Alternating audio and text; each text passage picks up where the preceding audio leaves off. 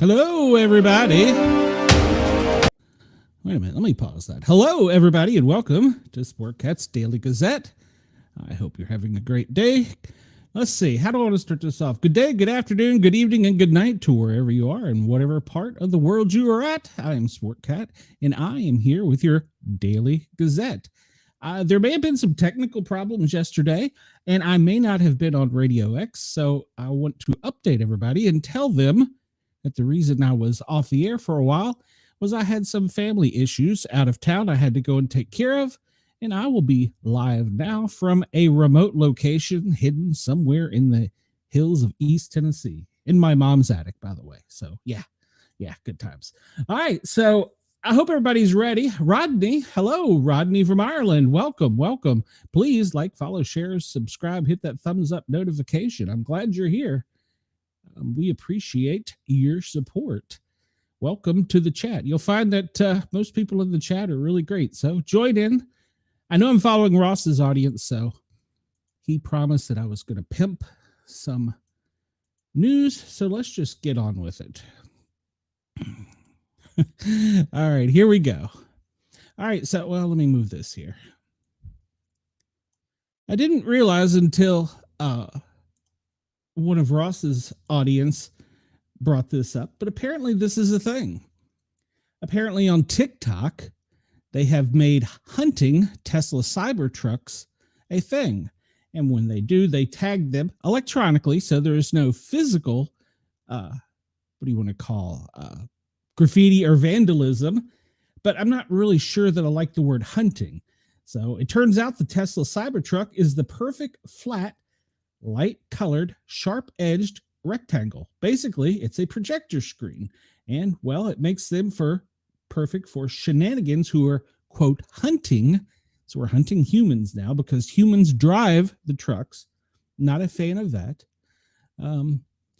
Well, Chris, there may have been at the beginning. I don't think my audio went out, and I think Radio X's dead air policy kicked in and may have booted me. I'm not 100% sure, but it was a technical glitch on my end, not theirs. So their fail-safe system kicked in. So, okay. So getting back to this, it turns out that the Cybertruck, the back of the truck, you see here, is basically a billboard. And I guess there are LED projectors that you can project things onto the tailgate of the truck and tag them electronically. And then you record your video and you put it on social media. Okay, well, apparently it's a thing. It's a modern day peaceful protest. We're night hunting Cybertrucks. Not a fan of that word. Not a fan of that word at all, because hunting implies that you're trying to find something to kill it. Not a fan of that. That's my opinion. Sportcat only. So, yes, that should be tagging, should be more correct, because I'm going to follow it up with something else here. Tagging should be more correct. Electronic tagging. Graffiti is even wrong. So yeah, I'm not a fan of this. We're not going to go on about the Musk. If you either love him or you hate him. Hey, Harley, welcome to the show. I'm glad you're here. You either love him or you hate him. And this is peaceful protest. I'm not against peaceful protest. I'm against the word hunting. And I can see this will probably start some anger and conflict once these people realize they're getting caught. So, yeah. And when I say caught, they tagged, I guess would be the better word. Because, and here we go. Oh, crap. I just killed how do I undo that? I had a great story to follow up with that. And I killed it. I hit the wrong button. All right, hold on. I can fix this real quick. Except it's not letting me type on the correct screen. It was a perfect follow-up story. Here we go. Is this it? Nope. Hey, ironically, Las Vegas Metro Police Department has an entire fleet of Cybertrucks. How about that? I can't believe I killed that. All right, well, we're going to go over here. I'm going to find this story because this was the perfect follow-up to that, and I killed it. Good Lord. What's wrong with me? Here we go. All right, let's just bring this right over here. And multiple Teslas found on fire at Las Vegas Service Center. So this is, in my opinion, in my opinion only. Well, I'm not a fan of him either, but whatever. E-tag, that's good.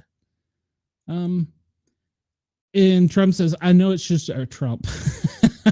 Oh, Ross is going to love me. He says, I know it's just a phrase, but no Dems or Indies that I know hate anyone. Oh, okay. I'll let you have that opinion, Ross. Hi, Denise. How are you? So multiple Teslas found on fire at a Las Vegas service center.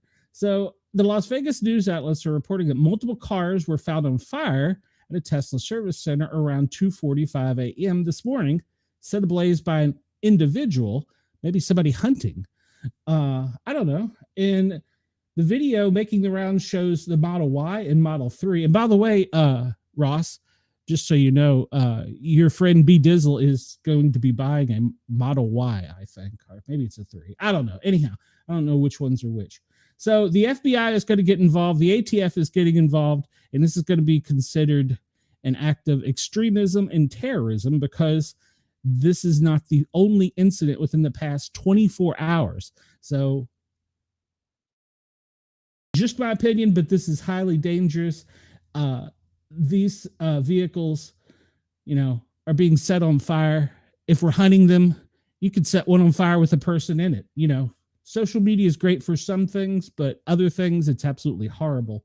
And so I know that his audience was, I don't want to say they were promoting it, but they were talking about it.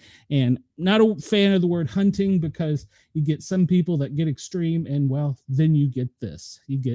This is absolutely just vandalism, arson. I could go on. But anyhow, that's what I wanted to start off with. So the FBI, Las Vegas PD, Las Vegas Fire, and the ATF will be investigating this, and I'm sure it's going to be up to a, what would you call it, a hate crime, or at least arson. We can at least go with arson. I don't know about the other stuff, but okay. So let's get back on track here. I wanted to just cover that since I was really opposed to the word hunting, because there's humans that drive those trucks, and I think that's the absolute wrong, horrible word. So we're gonna stick with trending news. Lollapalooza 2025 is trending. Do you know what Lollapalooza is? I didn't.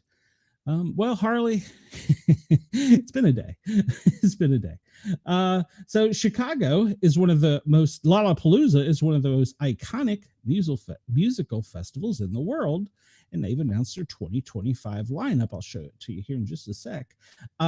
So headliners for the 4-day music extravaganza in Chicago's Grant Park include Olivia Rodrigo, Tyler, the creator, Sabrina Carpenter, and hold tight, I got a story about her, Rufus Dussault, Luke Combs, Twice, ASAP Rocky, Korn, Grace, Abrams, Doechii, there's a whole bunch of them. So it will run from July 31st to August 3rd with more than 170 acts to play across 8 stages. That's pretty big. So whether you're a seasoned festive goer or just planning your first trip to the event, here's a guide to the lineup, and you can check it out. They have a whole website on this. Lollapalooza first started in 1991 as a farewell tour for the alternative rock band Jane's Addiction. It's since evolved into a multi-genre festival known for breaking boundaries and showcasing diverse acts.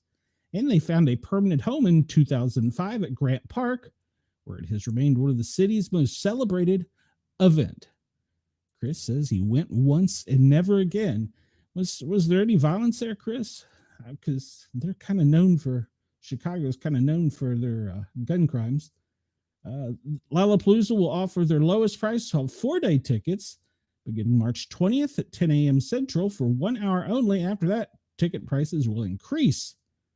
So you need to get online that morning. I sense that there will probably be a crash to that website.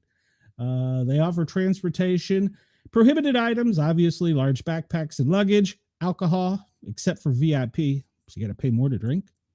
Okay. Drones, that's logical. Weapons or illegal substances, yeah. Professional cameras or recording equipment. Boy, that one's iffy because these new iPhones and Androids, gosh, from my time taking pictures, they almost rival them. So, phone cameras, non-professional. Okay, well, those are approved. Portable chargers, sunscreen. Yeah, obviously they don't have things like that available. So, or have that there, and I'm sure they'll have like a first aid station. All right, so this is the lineup that I told you I would show you there. And I'm going to be honest, maybe I'm old, but I don't know many of these people. I mean, I know who a couple of them are. I mean, obviously, I found out who Sabrina Carpenter was today. Wow. Wow. Rufus Du Sol, no. Luke Combs, I know. Korn, Grace Abrams, I know. Cage the Elephant, no, I don't know them. T-Pain, I've heard of. It's quite a list, and it looks like it's going to be a good time. Hopefully, they will get this event off without incident. And yeah, it looks like it's got a good lineup. And I'm sure a lot of these bands are alternative. And I mean, I see country, I see some pop. The Chicago Youth Symphony Orchestra, that's awesome. So yeah, I see some good stuff in here. So it looks like basically there's something for everyone. Chris says it was not a violence issue, more of a scam, theft issue, and drugs. Well, unfortunately, that's a thing because, well, as the band's name is, people are ugly. Tesla's going to be there. The band, not the car. All right, so don't forget, pre-sale access begins the 20th at lollapalooza.com for 1 hour and 1 hour only. Make sure to get your tickets if you're going to go. It's not for me.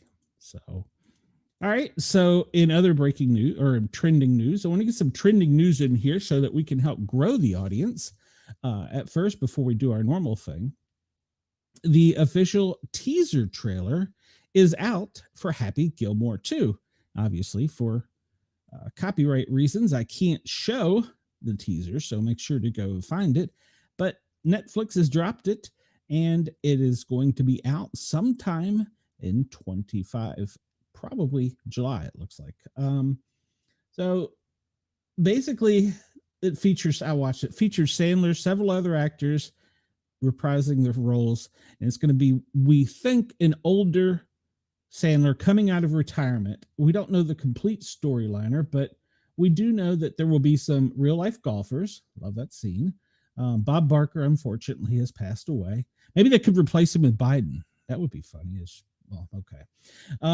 Let's see.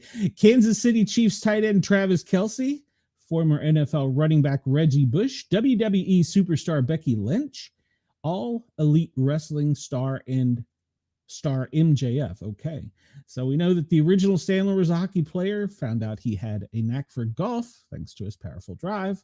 While reluctant to make the move from hockey to golf, Gilmore decided to do so in order to make enough money to save his grandmother's house. And Gilmore became McGavin's arch rival along the way and did battle in the Tour Championship for the gold jacket, which was a clear spoof for the green jacket given to the winners of the Masters. He ultimately won, saved his grandma's house, while McGavin got attacked by an angry group of fans after trying to steal the gold jacket. So they said they haven't really got the plot released yet, but supposedly he's going to be coming out of retirement. Maybe he's a grandpa now and he's trying to save his home. I don't know. So I'm kind of looking forward to that one. That one's going to be funny. And maybe they could have Biden there as the old man they beat up. That would be funny, but just me. I'm trying to stir the pot here. In other trending news, Lego and Pokemon are teaming up. That's right. They're going to team up and show us the world of Pokemon brick by brick. According to the Lego Group and the Pokemon Company, they have a multi-year partnership that will bring them together.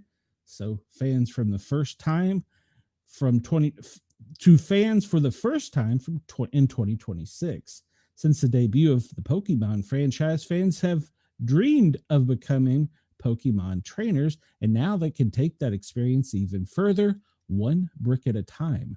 This new partnership will bring the world of Pokemon to life in entirely new ways, allowing fans to build beloved Pokemon characters in Lego brick form. So they said they're thrilled to be bringing a brand back that has such a deep and passionate fan base in Pokemon, and they're looking to gather joint audiences, and they strongly believe that through the endless possibilities of Lego play, an exciting adventure in the world of Pokemon will create a range of possibilities for trainers and builders alike. So there you go. You know, I'm just wasn't there a TV show on that was a contest to see what you could build out of Lego. I just found it fascinating. For my time as a child, we had this little square bricks, and you could make like houses and stuff. And man, I'm showing my age here, but that's great. I love that. That's great for the kids.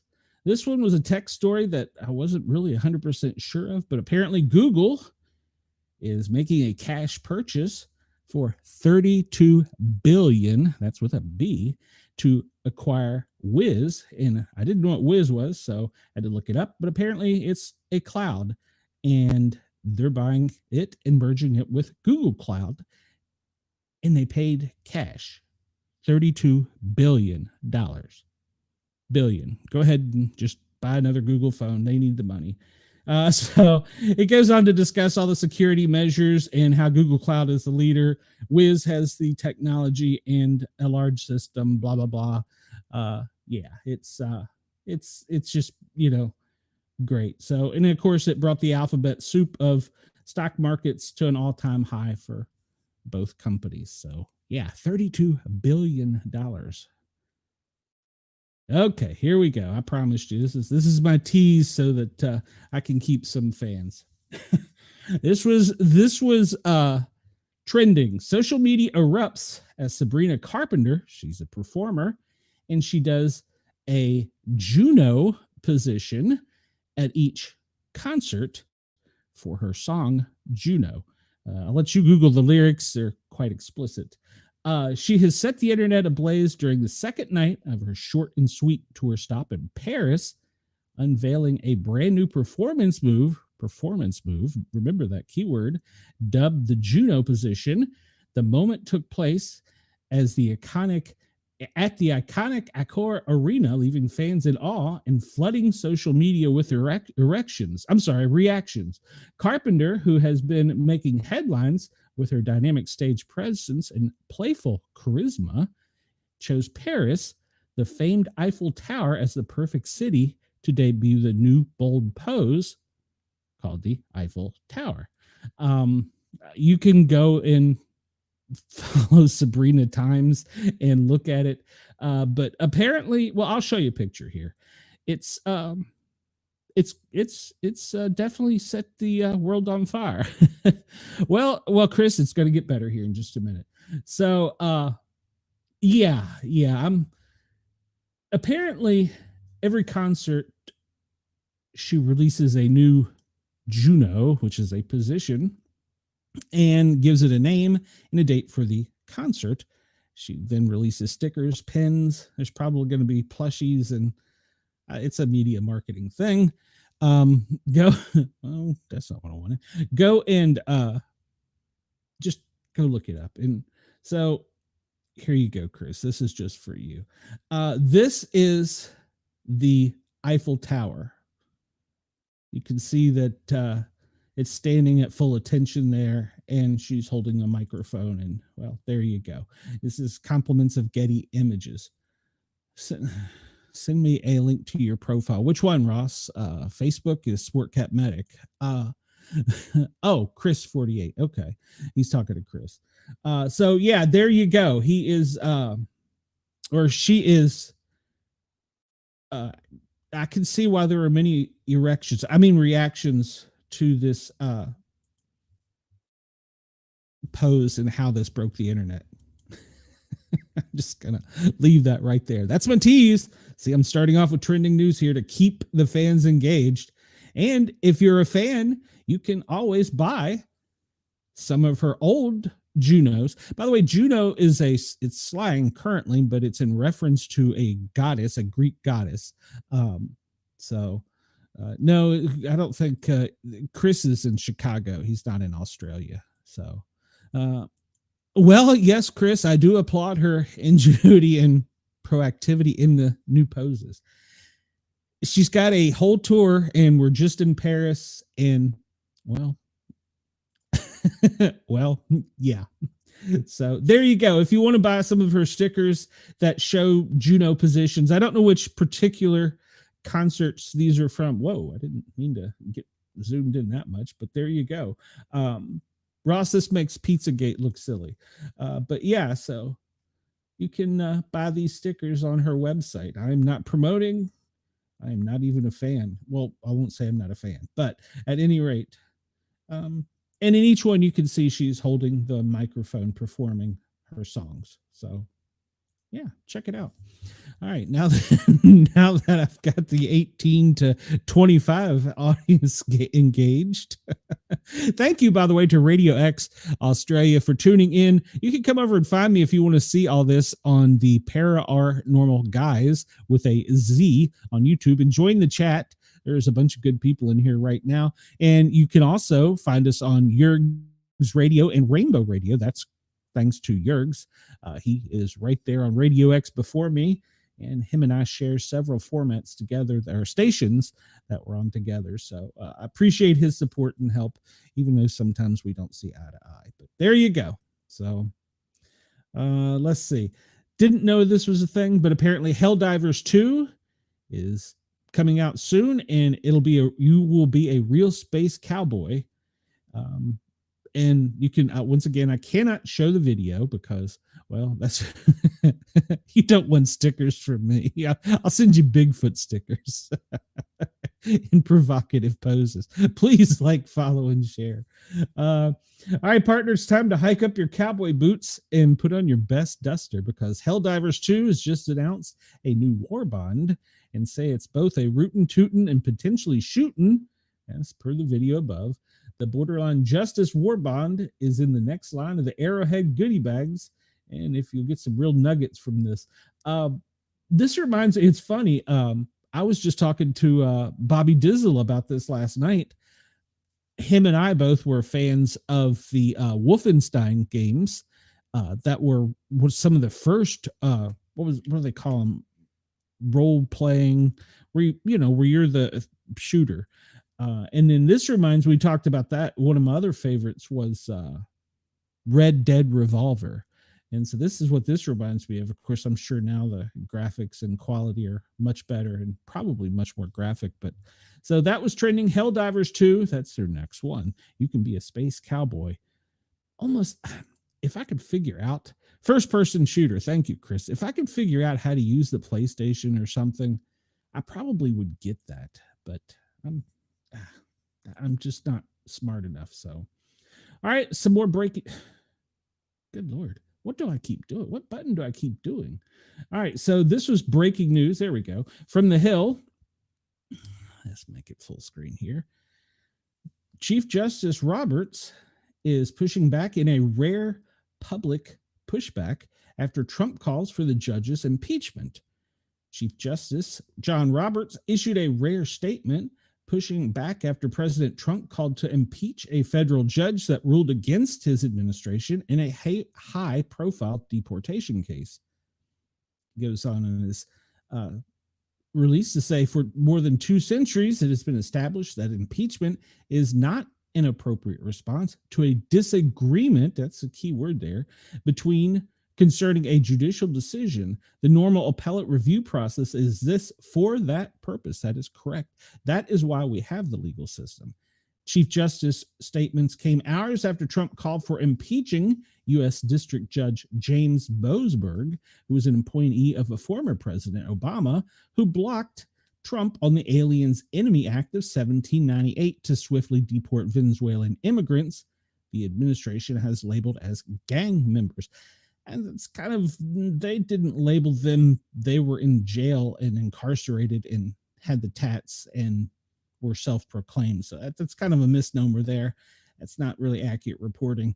The plaintiffs have questioned whether Trump officials complied with the judge's Saturday order to turn planes around, sparking a remarkable battle between the administration and the judiciary. This radical left lunatic of a judge, now we're talking, this is a Trump quote, a troublemaker, an agitator who was sadly appointed by Barack Hussein Obama. And I really don't like the fact that we have to add his middle name in whenever we're trying to be negative. Why can't we just call him President Obama or just Obama? Was not elected president. He didn't win the popular vote by a lot. I'm tired of hearing this. We know you won. We get it. You won by a lot. He didn't win all swing states, blah, blah. He did. We know this. Shut up. Move on. It's when you've won an argument in something, you don't keep going back. It's like being in a relationship with a woman, and every time you argue, you go back to something she does. It's not going to get you any favor. So this judge, like many crooked judges, I'm still quoting Trump, I am forced to appear before, should be impeached. We don't want vicious, violent, and demented criminals. Many of them are deranged murderers in our country. Make America great again, the president wrote. Okay, well, that I can agree with, because you can look at the rap sheet. It's public information. If you don't have it access to it, you can get it through the Freedom of Information Act. That part is not a lie. I really don't understand what the ACLU is trying to do with this. And I really don't think any Dems that back this, or they've already got a 29% approval rating. I don't think they're doing themselves any favors. My opinion only, but so at any rate, Chief Justice has pushed back about this, saying that the legal system exists for a reason. As we know, there are 3 branches of the government, and there is a legal process. Now, there are some exceptions. Not everyone is entitled to constitutional rights. So there's a difference there. So, but we're not going to get into that one. But let the legal system play out.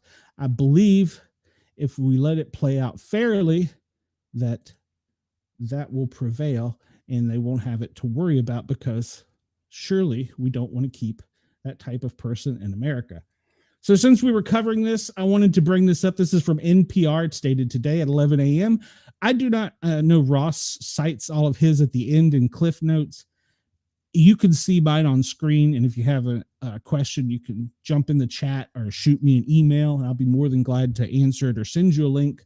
But for the most part, I use the same ones every day, except for the trending and the breaking news. So President Trump,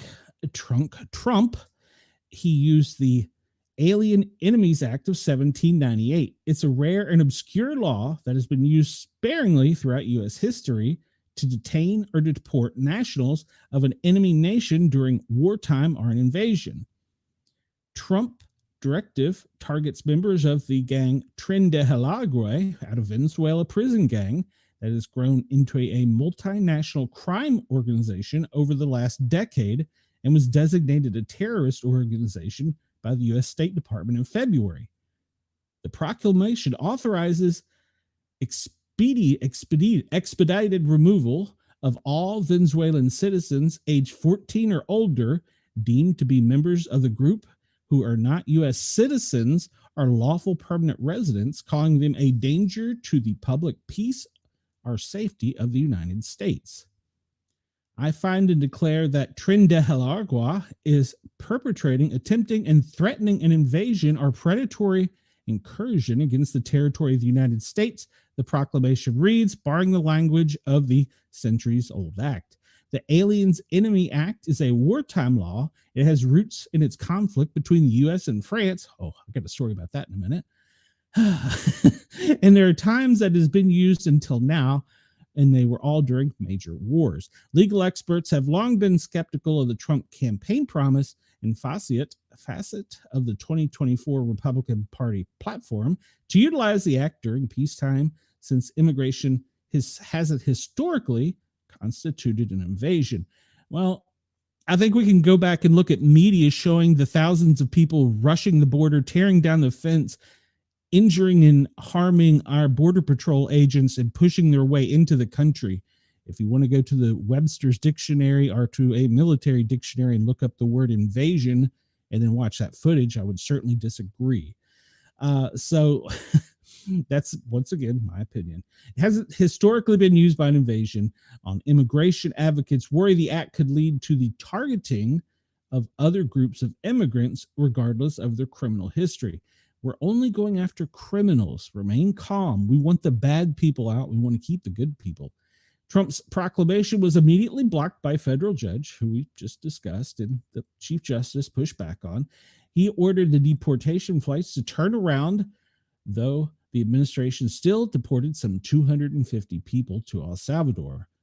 The Trump administration is seeking to circumvent the process that we have in our country in order to just expand power to do something with no process at all, according to Sky Perryman of the Democracy Forward, which, along with the ACLU, has sued over the administration's use of the law, adding it's highly concerning and should be concerning for all Americans.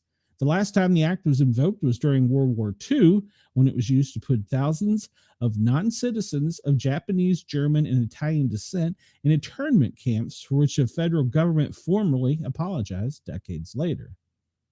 History shows the risk, wrote Catherine Jan Ebright, counsel with the Brisbane Center Liberty and National Security Program. Okay, so the Alien Enemies Act specifically allows the president to detain, relocate, or deport non-citizens from a country considered an enemy of the U.S. during wartime. All right, so we do not technically have a declaration of war against, I don't believe, any country at this time. Give us time. But at any rate, Congress, with the support of President John Adams, passed the Alien Enemies Act as part of the Four Allens and Seditions Act of 1798, and the U.S. stood on the brink of war with France. There was a lot of fear-mongering about French supporters in the United States, and about conspiracies to basically get the United States in on France's side, according to Georgetown University Law Center professor Steve Laddick. He told NPR during the presidential campaign last fall.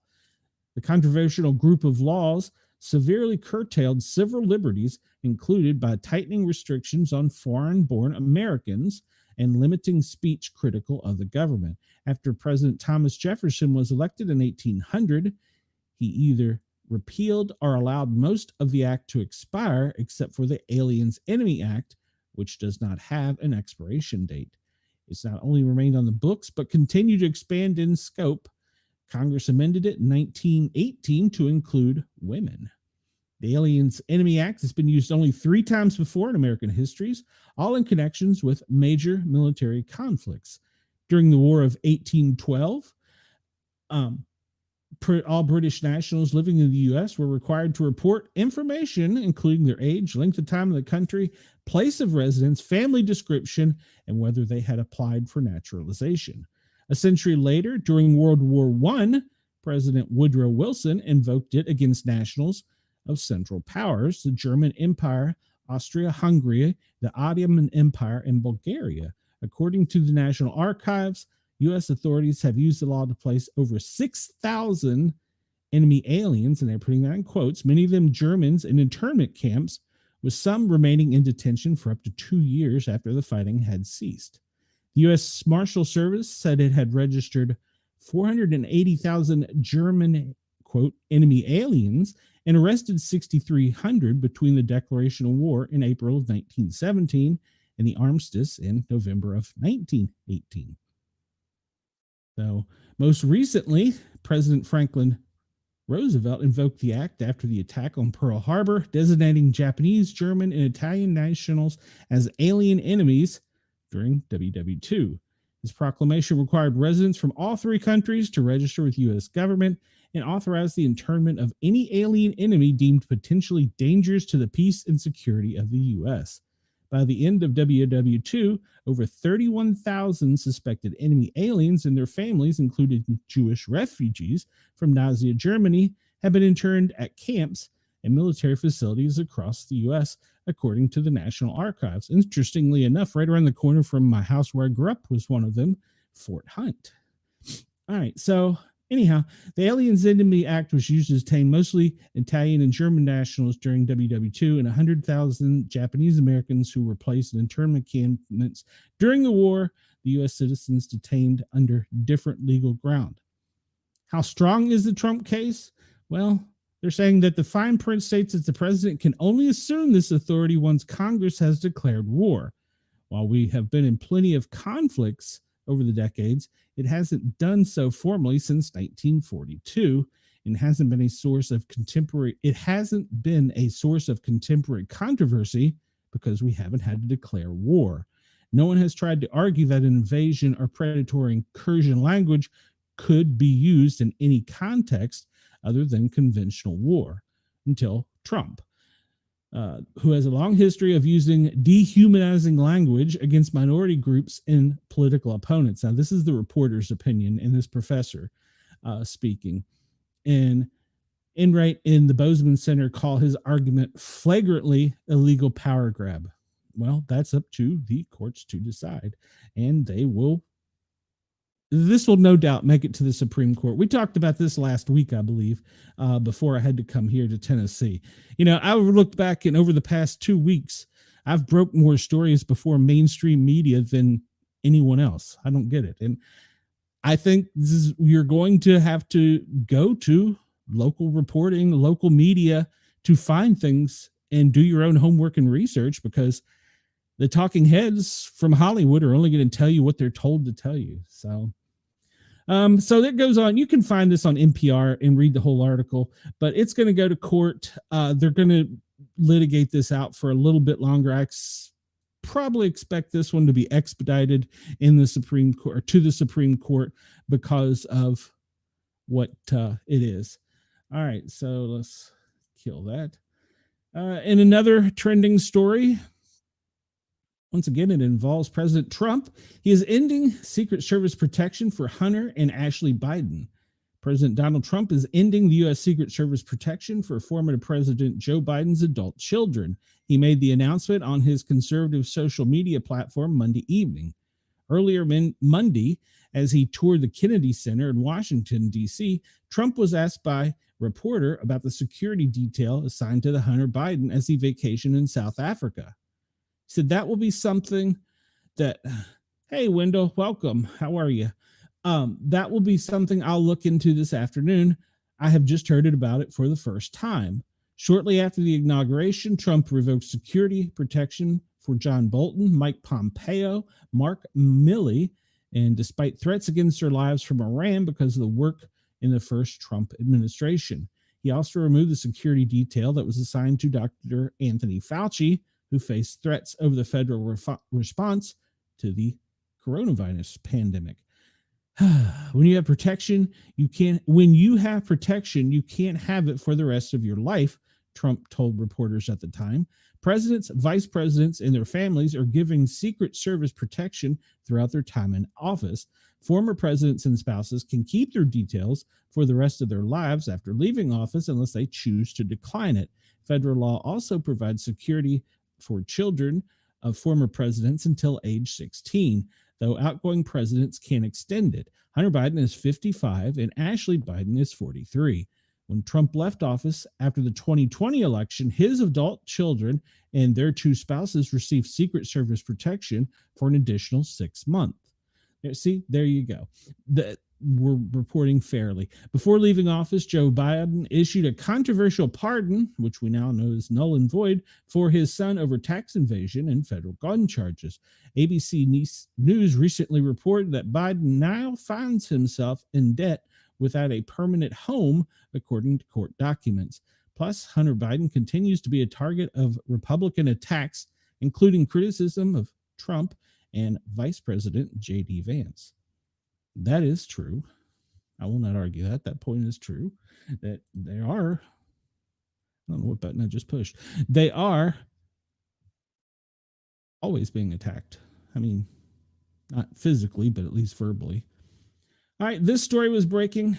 Hillary Clinton, God, I hate hearing that name, talks about Russia-Ukraine deal and a struggle for a truth-based world in a Cinema for World Peace forum. Former U.S. Secretary of State Hillary Clinton has warned against striking a deal with Russia to end the Ukraine war that does not hold the instigators of the 2022 invasion and perpetrators of war crimes to account. She might be careful what she's asking for.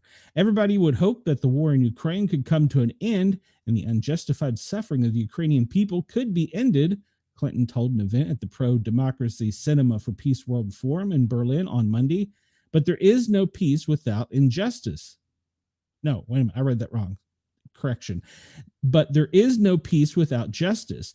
There's no peace without accountability, and there's no peace without every effort undertaken to end the impunity of those who ordered this invasion and those who perpetrated the killings and the war crime. That quote's going to come back to haunt her.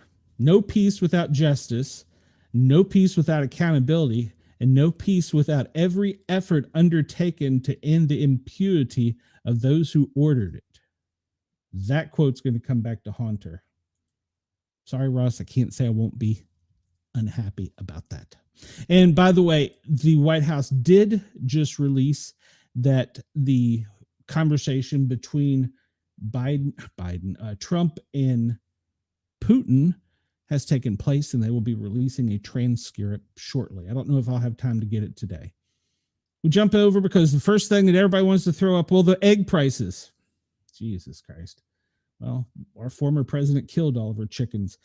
But the reason that Canada has plenty and the U.S. doesn't is because that, well, hold on. Let me jump. I'm jumping ahead of myself. In Caniful.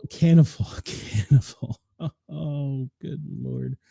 With egg prices in the United States at record high, the U.S. Department of Agriculture is now exploring ways other countries produce eggs for potential solutions.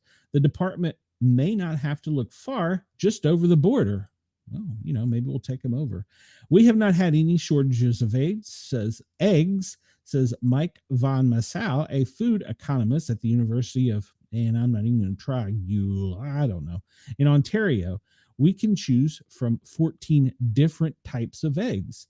That's a stark contrast with the U.S., where the avian flu efforts to contain it have wiped out tens of millions of egg-laying chickens, forcing some supermarkets to limit egg purchases and driving restaurant chains such as Denny, Waffle House too? Goodness, I didn't know that, to add a surcharge on egg dishes. Meanwhile, shoppers just north of the border have plenty of eggs to go with their Canadian bacon. I get calls from reporters here in Canada, and they're saying, we're hearing all this about eggs. And I say, well, that's in the U.S. and it's not happening here. So why is Canada different? Canadian chickens can catch the avian flu. They don't have a specific strain of bird that doesn't, like their American cousins, but the impact on the Canadian egg supply has been far limited. They suggest a number of explanations for this. First, it gets colder in Canada, so barns are more tightly sealed, which helps keep flu viruses carried by wild birds out. They also have fewer free-range chickens, which are more susceptible to getting infected, and all that is true. But perhaps the biggest difference is that the egg farms in Canada are much smaller, so when one farm does suffer a flu outbreak, the effects are far less reaching. The typical egg farm in Canada only has about 25,000 laying hens, whereas many in the United States have over 1 million. In effect, the American farmers have put a lot more of their eggs in a relatively small number of baskets. That's a good way of looking at it, and they're absolutely right. If an individual farm represents a larger proportion of production, then when an individual farm is affected, you're taking more of that supply. That makes sense. The American egg farms weren't always this big. The typical farm in the U.S. quadrupled in size since the 90s, according to a paper co-authored by the poultry economist Jada Thompson of the University of Arkansas. That's partly because competitive pressure in the U.S. to produce cheap food encourages farmers to make it up with volume. It's kind of the American way. These companies aren't making a ton of money per egg, but they're selling a lot of eggs. Many farms in the U.S. rely on automated equipment that requires a large number of birds to operate efficiently. Most of the time, that industrialized agriculture model delivers cost for savings to consumers, and eggs are typically cheaper in the U.S. than they are in Canada. And so we have had more affordable eggs at lower prices. but there are trade-offs, as we found out during the avian flu. If it gets in the house, you have a much larger population that has to be impacted. And I don't know if you remember, but when I covered this, go away rambling Graham, whatever your name is, on Twitch, you're a pain in the ass. When we covered this a few weeks ago, the way that this is solved in the United States is through fire. They don't they don't euthanize the animals in a safe manner. I don't know. Basically, they set them all on fire. They cook them. They burn them because fire cleans everything. So you're talking about whole states that have had to do this. Georgia was the first that had to eliminate every chicken in a chicken farm in the state. And that's how they eliminate them, is they burn them to death. So when you have all these farms doing that and you have no eggs, well, that produces an egg shortage. This article was compliments of NPR. You can go there and check it out. And why do you keep doing this to me? F11. There we go. All right. We're going to continue on with some more trending stories before we get to my normal wheelhouse of things. All right. I think I don't know if I talked about this yesterday or if I talked about it on today's radio show with the Thin Line Rock Station, which I'm on there right now. I'm there every Tuesday and Thursday from noon till 1400. That's 2 o'clock for you civilian folks, Eastern Standard Daylight Savings Time, whatever we're in. The Navy has deployed a destroyer off the U.S.-Mexico border as part of the Pentagon's border focus. Should it be broader focus? Border focus. Anyhow, the Trump administration is taking unusual step of deploying a Navy warship off the waters of the U.S. as part of its broader crackdown on security and immigration along the Mexican border. We currently have it reduced by 93%, according to statistics yesterday. They want to eliminate it to 100%. The destroyer USS Gravely departed for the deployment on March 15th and will have a Coast Guard law enforcement detachment. By the way, they came out of Virginia, Yorktown, Virginia, and they will better enable the U.S. Coast Guard to conduct missions such as ship seizure, drug interdictions, and this is according to a statement released by U.S. Northern Command. You can go there and see that. I read that last night, I believe. They did not offer more details as to why a Navy destroyer, not a Coast Guard cutter, was chosen for the mission at the Defense Department's first briefing under the Trump administration on Monday. Okay, we talked about this a long time ago. Remember when President Biden dispatched our Coast Guard to other countries, limiting our Coast Guard's ability to patrol our coast, and the Coast Guard commandant, commander, whatever, admiral, was very vocally opposed to this. That goes back a long time. So our Coast Guard is in other countries protecting their coast. So maybe that's part of the reason. Plus, planting a destroyer there kind of lets the little guy know they're going to get shot out of the water. So yes, this is all going to be through a joint command with the Coast Guard and the Navy, but the destroyer is basically, it's going to have 96 missiles, Tomahawks, land attack missiles. It's moving into an area after the Defense Sec headseth wouldn't rule out conducting strikes into Mexico. We talked about that also last week. We've been surveilling them with drone activity. You can go see that if you want to check out the site. I'm not going to put it out there publicly, but you can see that. I'm not one of those that's going to put something up there to get clicks. You can go find that on your own, but you can see where the aircraft are. So and we've known that for several months now. There's a whistleblower that even released the fact that the CIA was doing it a few weeks ago. So now we've got a naval destroyer over there. It's destroyer, right? Is that right? Destroyer, right? Yes, destroyer.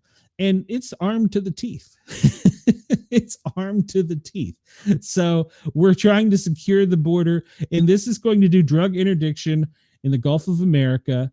And it also has capability that no one's really talking about, but submarines. We know that the cartels and the drug runners are incredibly smart. We know they've used submarines off the coast of Miami before. Well, we've got a naval ship that can now detect submarines. So there you go. It's going to be put to a good use. We might want to remember, this is the crew that had 9 months of battle in seaworthiness coming out of the coast of Hamas. No, the coast of Yemen. They were one of the ships that was bombing Yemen back in the day. So those are some sailors, soldiers, and coast guardies, or the coasties, that have great training and preparation for this job. So good for them. All right, one other trending story. Israel has resumed its war on Gaza, killing over 400 people in one night. Started last night. It has resumed heavy airstrikes across the Gaza strips after 2 weeks of systemic Israel violations of terms of the ceasefire, the stalling of negotiations over the agreement's second phase. The Israeli army began bombing numerous targets in the Gaza Strip early Tuesday morning past midnight, including civilian homes and tents. It's to place many. At the time of this writing, the Ministry of Health in Gaza reports over 404 people have been killed and 562 were injured in the massacre carried out by Israel. This article is a little biased, isn't it? After nearly 2 months of relative calm, the airstrikes resumed without prior warning or evacuation orders, with local sources reporting that bombs dropped over Gaza City, Khan Yunis, Rafah, and multiple parts of the Strip. It's a familiar scene of mass killing in the Gaza Strip.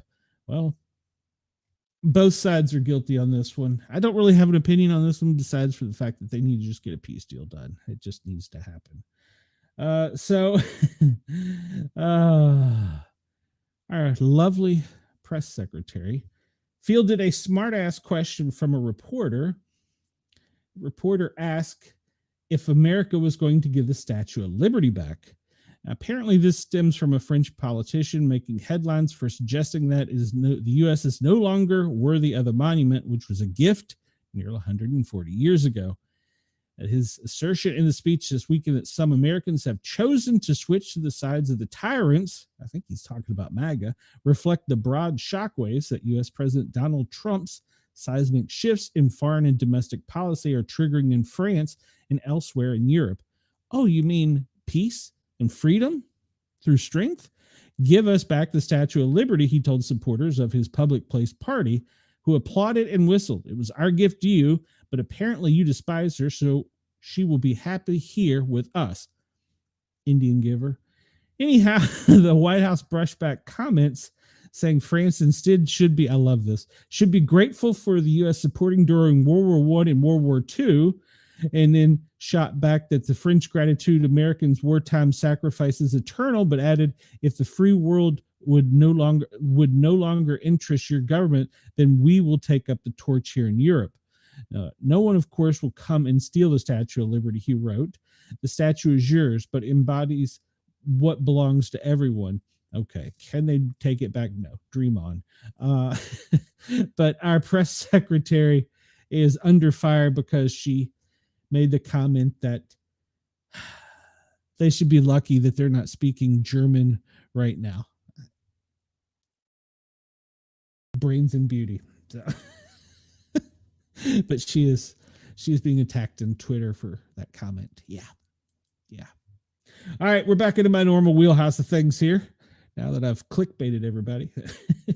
FEMA was able to update their daily operations briefing for Tuesday, March 18th at 8:30 a.m. That's today. Hey. I'm on my third Mountain Dew. So, let's see. Ross says, we wouldn't be anywhere without France and the American Revolution. If it were not for them, we'd be sipping tea and eating biscuits right now. You are correct, Ross. You are absolutely correct. If the French had made it to the United States during the Civil War, might be a different thing too. So, coulda, woulda, shoulda. But I think the tit for tat is just funny, personally. Current incidents, FEMA is monitoring wildfires in the central and southern plains. Lots of wildfires. We have critical fire weather in the central plains and southern plains, whereas we have heavy snow in the Sierra Nevada and the central Rockies. All right, so there's been 2 amendments issued, and they're going into the wildfires in central and southern plains. It's critical fire weather in the plains right now. Oklahoma is really under the the the the gun. I don't know what the right word is, but man, they are really suffering through some wildfires right now. And today they're under high wind and heat advisories. So this is a breakdown of the wildfire summary. You can see Kansas and Oklahoma highlight the largest areas. Uh, the smallest one of these fires only has 130 acres, only 130 acres. And however, it is 80% contained, while most of the others, except for the one in Rogers Mills, Rogers Mills is 35. The rest are 0% contained. So they're running wild. There are pages of this, as you can see. Oklahoma needs our help right now. The fire weather outlook for today, well, doesn't get much better. We can see that basically from the border extending all the way almost to the Great Lakes is where there's high fire um, conditions, critical extreme conditions over northwest in Texas and all the way up basically Oklahoma. So tomorrow it will decrease slightly. Mainly Texas will be under the gun tomorrow. The national weather forecast today, as we talked about, we're going to have a lot of rain from Oregon and Washington. I'm sorry, a lot of snow and rain mixed precipitation coming from the Washington, Oregon off the coast, extending almost over to the Great Lakes, dipping down almost as far as Texas. New England, South Dakota, Montana, Idaho, Nevada, Oregon, they're all going to see some mixed precipitation. That will move across the country rather slowly, affecting pretty much the central Ohio region, all the way extending down. It's going to tap the Gulf moisture to the southeast in the Gulf of America. And Thursday, that front will still be in the south, but it's going to be moving off of the coast. And so tomorrow, the east coast will be more affected. And snow will return to the northeast by the end of the week. You thought you were out of it, Maine. Thought you were out of it, Vermont. Nope, not yet. The snowfall forecast we can see, where we are mostly concerned about it, is in the higher elevations, Seattle, Washington. The what do they call it? The Cascade Range in California, Oregon, up in the Rockies, over in the plains, Boise, Idaho, extending down into Salt Lake. It's going to snow, heavy snow for my friend over in Colorado who wanted to shout out yesterday. So you're going to get snow, and you're going to get lots of snow. So be thankful you're going to get snow. Go get ready for it. It's coming. So shout out to her. So she knows who she is. So she shall remain nameless until she gets in the chat. Severe weather outlook for today. The main risk is going to be pretty much marginal across much of the Midwest, but the problem is going to be the winds. So FEMA is got its hands full right now, as you can see here. They're working Mississippi with the tornadic activity over the weekend. They've got several teams deployed and they're working there. This area that we're going to talk about here in a little bit is the wildfire, but there's also another thing that there is going to be a growing concern: dust storms.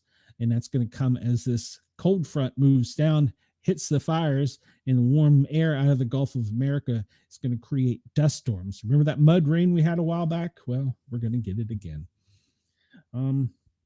So let's see here.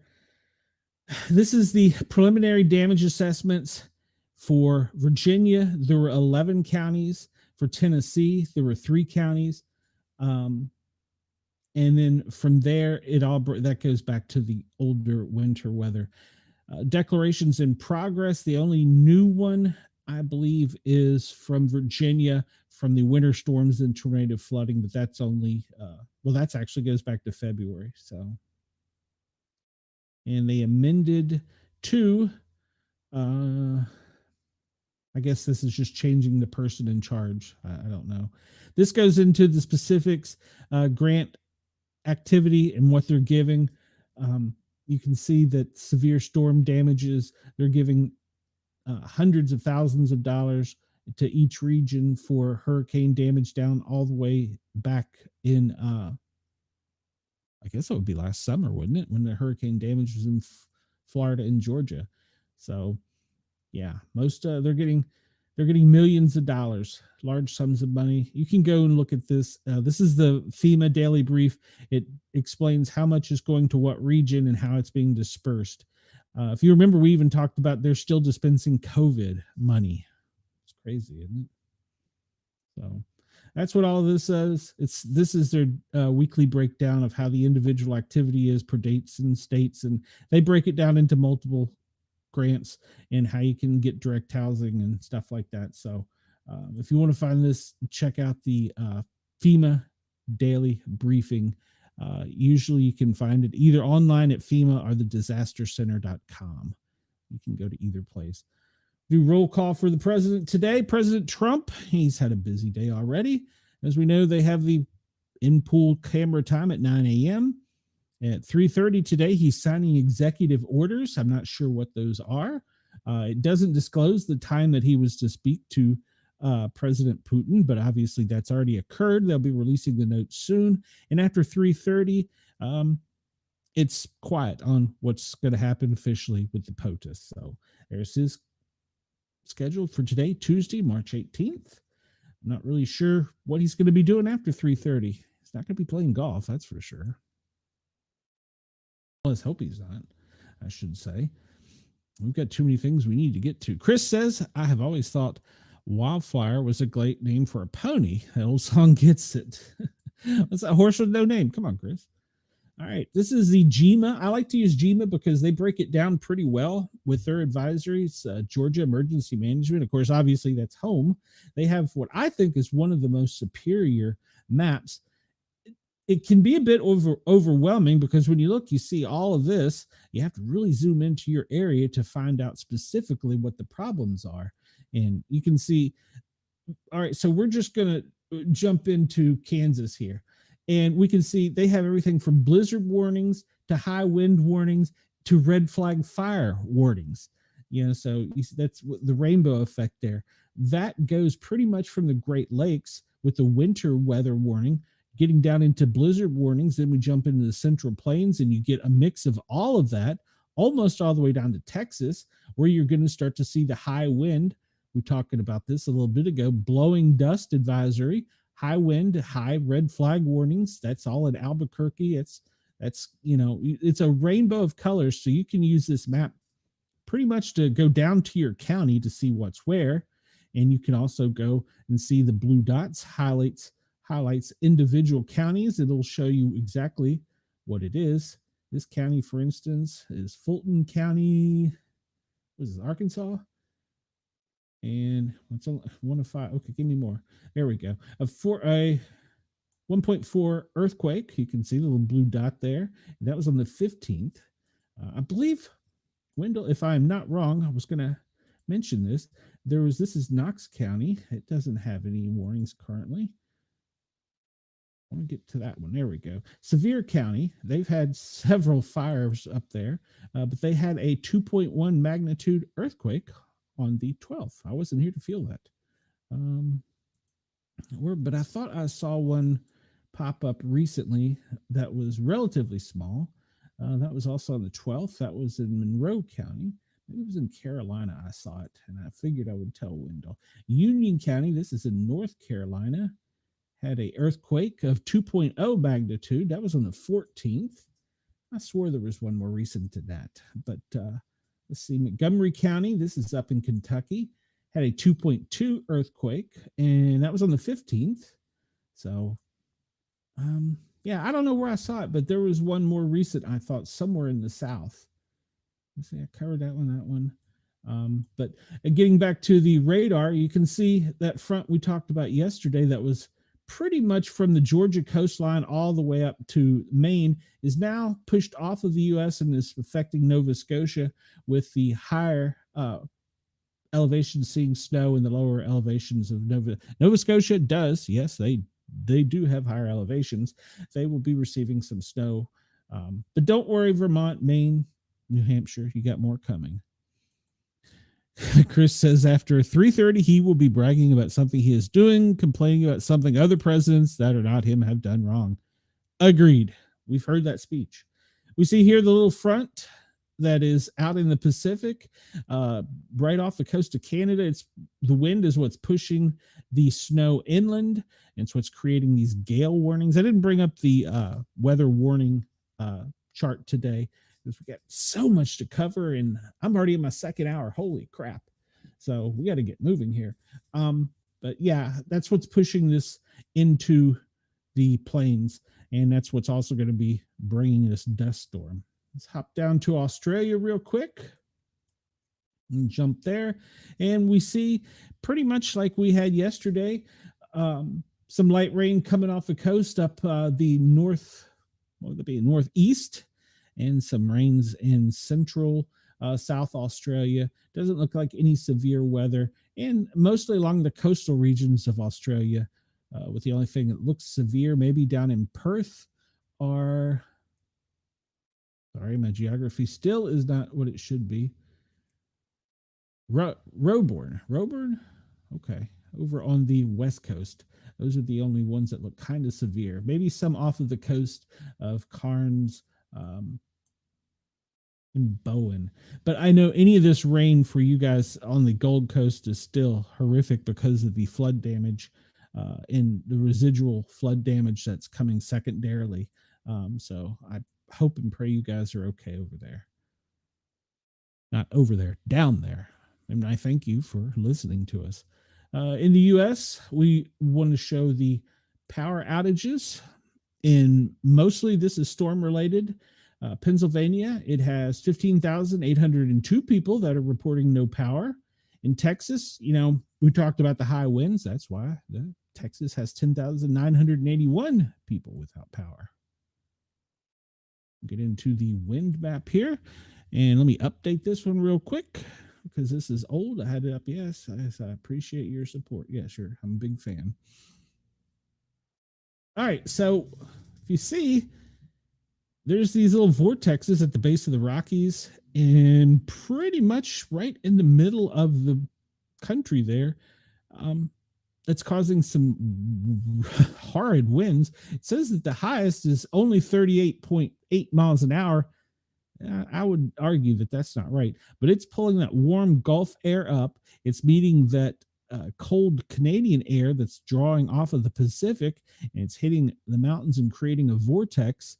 And right down in here, where all the fires are, is that whole mixed bag of snow, blizzard, rain, dust storm, fire. Texas, Oklahoma, New Mexico. They're under the gun right now, but there you go. Denver, you guys are experiencing 20-mile-an-hour wind speeds. So, my friend, it's windy where you are. All right, so I bring this one up only to highlight the smoke and red flag warnings. And I mean, look at the number of fires. I'll show you the NASA map here in a little bit, but these are, you see the ones in yellow are new, which it only looks like there's only one there. But just look here in Oklahoma. Just look at the number of fires they have in Texas up at the top of Texas there. It's bad. Midland has got 4 fires. Amarillo has got several fires. And basically that whole area over in the southeast, we're beginning to see it because we discussed yesterday about the droughts. Well, the drought conditions, we're having new fires. There's a new fire reported right there in Colbert County. That's in Alabama. Another one down is a prescribed burn. That's in lower Alabama. Wendell, see any here for you. Let's see. Kabah County, it's a wildfire.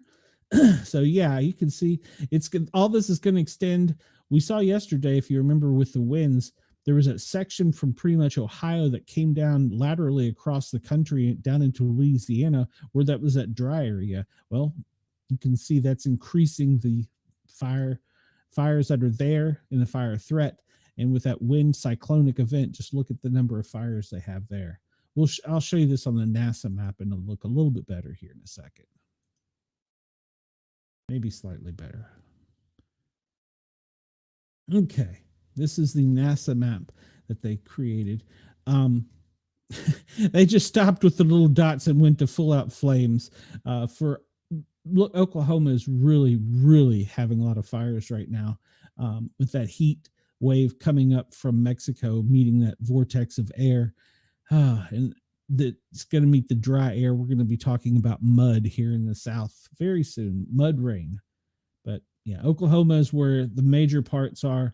Other parts of the country, remember the brighter dots are fires, but the real tiny dots are where there's reports by satellite, but they haven't got boots on the ground yet. So you can see here, even in, let's see, where's this one in Knoxville? Let me zoom in. That's inner city. It's probably a house fire down in College Hills. The satellite has picked it up, or it could just be a small outdoor brush fire. But yeah, our country right now has many fires burning. Atlanta, you don't have many around you, but your northeast region of the mountains coming down through Gwinnett to the Oconee National Forest, there's several. Down here just above Tallahassee, there's several fires. And Chris, up where you are in Illinois, there not a lot of fires up there per se.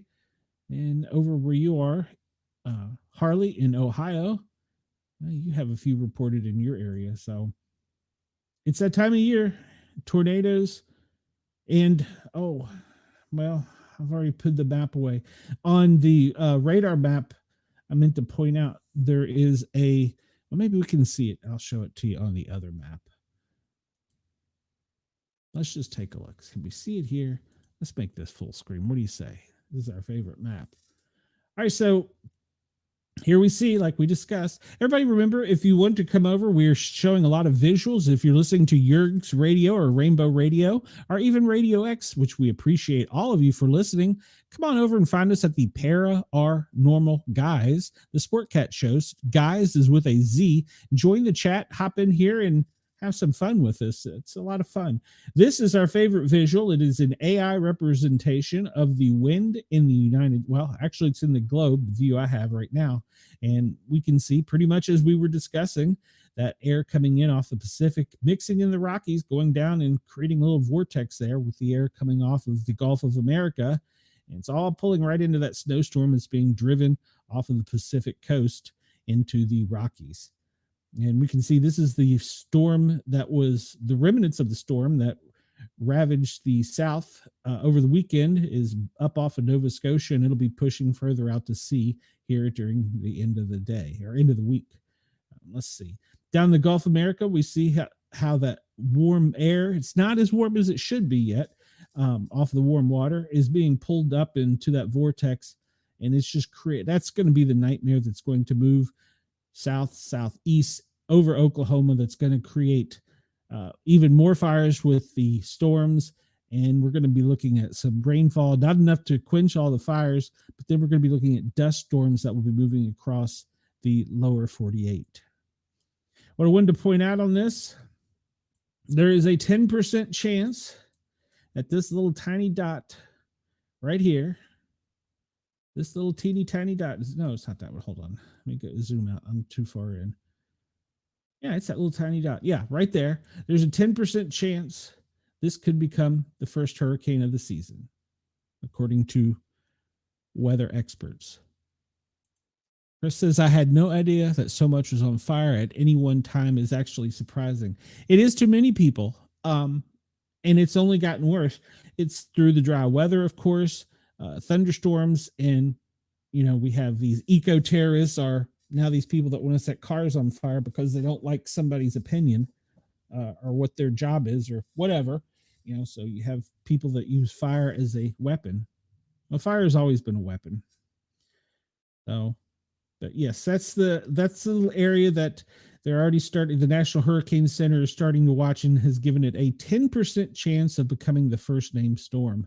I literally think this one would stand a better chance, to be honest, but I don't guess the water right there is warm enough for it. So I zoomed down into Australia and see how the winds are down under. And it looks kind of calm over Australia. You have pretty much winds extending from the East Coast going all the way down to, or not all the way, across the country. And it looks like they're sloping downward, southward, off of little vortexes that is kind of off of the northwest tip of Australia down there, a little vortex down there. But it doesn't look as though there's a lot of wind activity.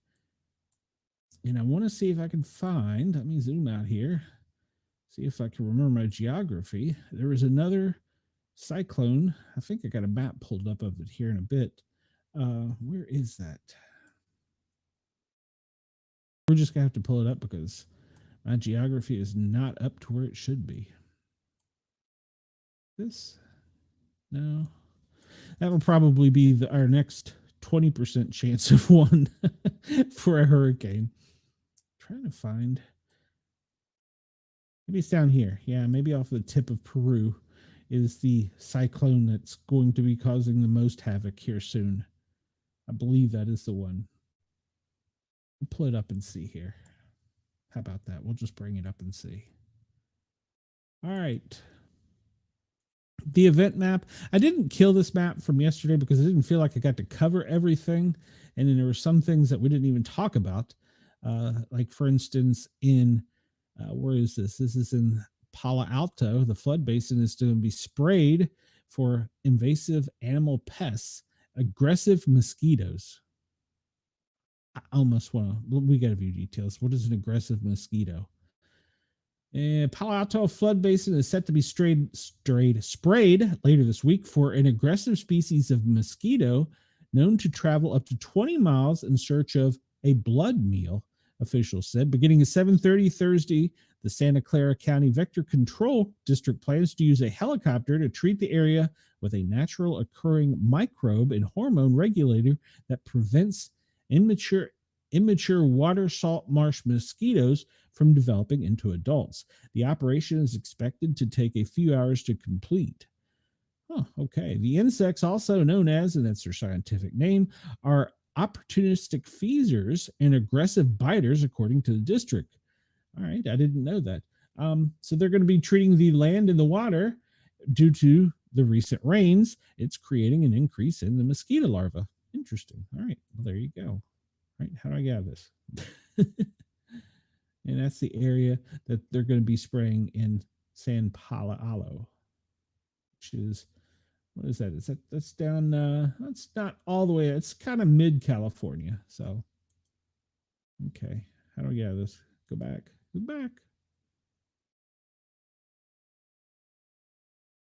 Oh, I guess I go back to the event map. Okay, that's what I do. All right. And what else do we have? It's an earthquake, I believe. We talked about that. No, we didn't. This is an earthquake of 4.0.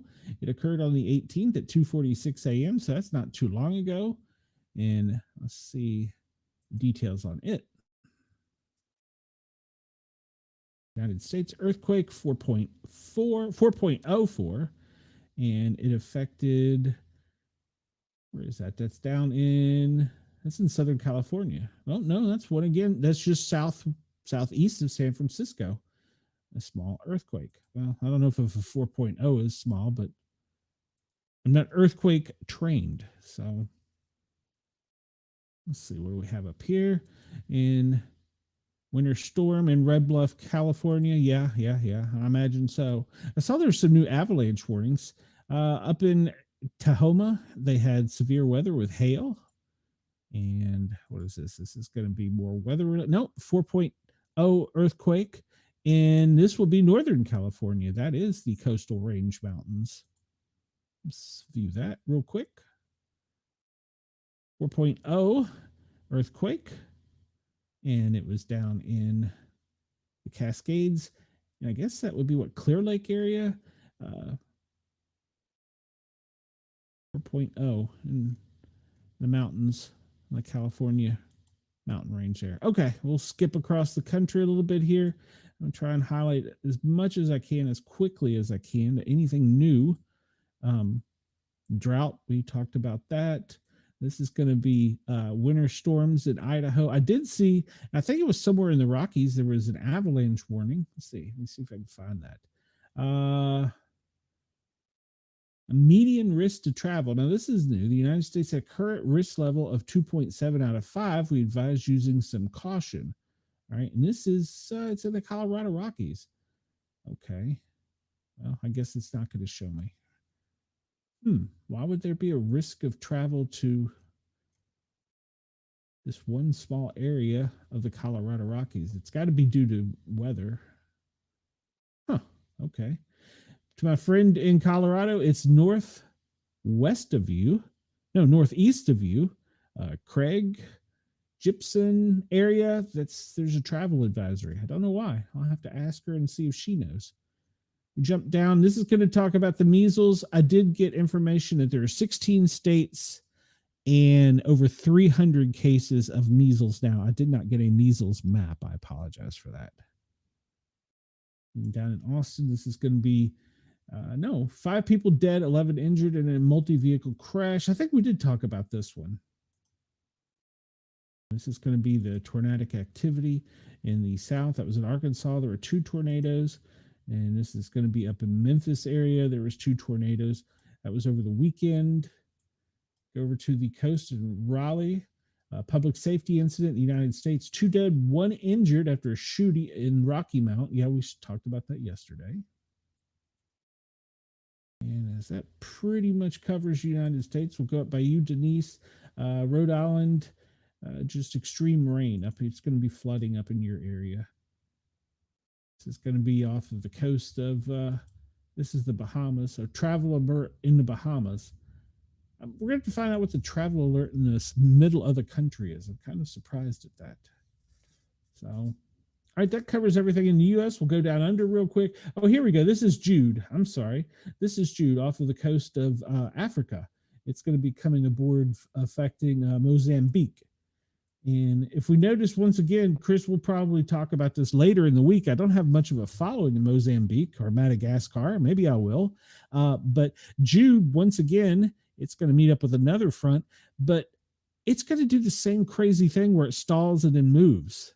And it's going to keep lashing out on Madagascar and Mozambique for the next couple of days. It's rather crazy. Let's drop down here to Peru.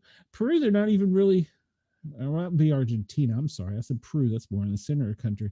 They're not even putting anything up more than a storm weather. So it looked more intense on the world wind map.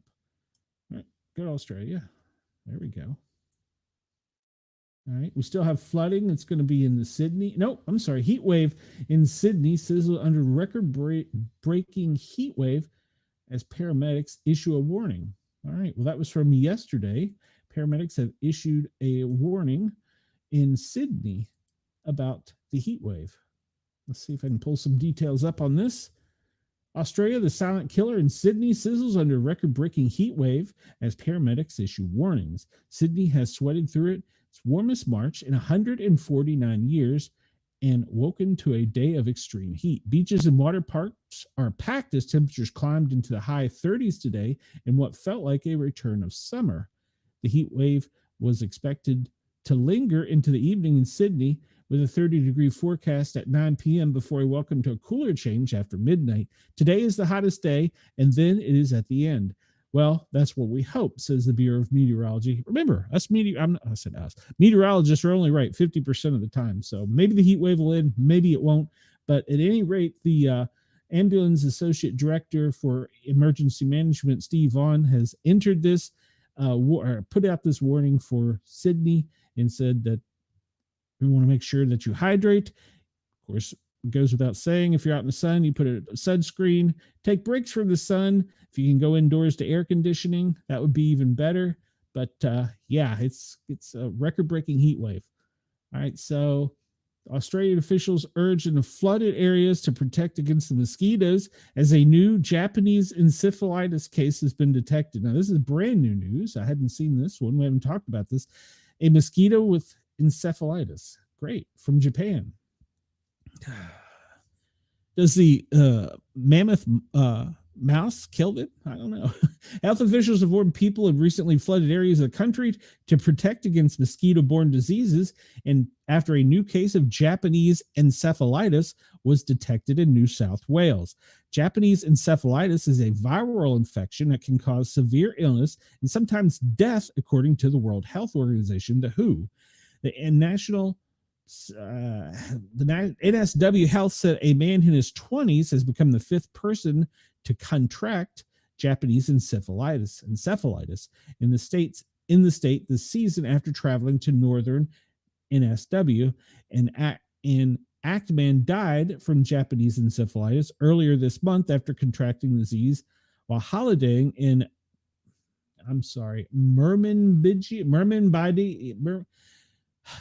please don't at me for my poor grammar, Australia fans. Murrumbidgee region, second death from the virus in NSW this year.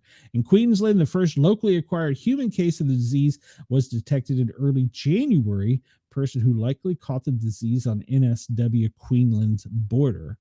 Earlier this month, the Queensland Health confirmed that the virus had been detected in mosquitoes in Brisbane. What is Japanese encephalitis, and why are the cases rising? Well, it's a mosquito-borne viral infection that belongs to the same class of other common infections, and it goes to name them dengue, Zika, yellow fever, and West Nile virus. The University of Queensland infectious disease physician Paul Griffin has said the virus has a complicated life cycle and has moved between animals, and is quite complex life cycle that involves birds and pigs is being transferred from mosquitoes now into humans.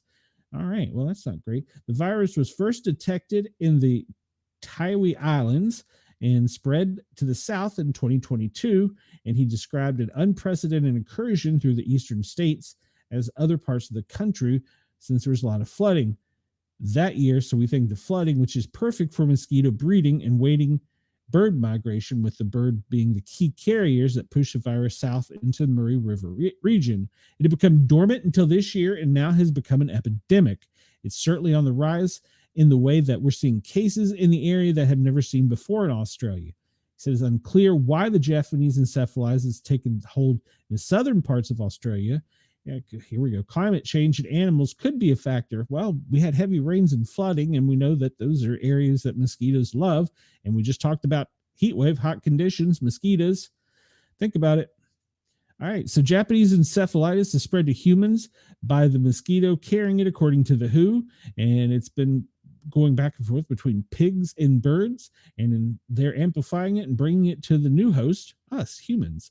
So even with a mild case, you can become seriously ill. You develop symptoms such as confusion, severe headaches, changes in conscious state, and even seizures.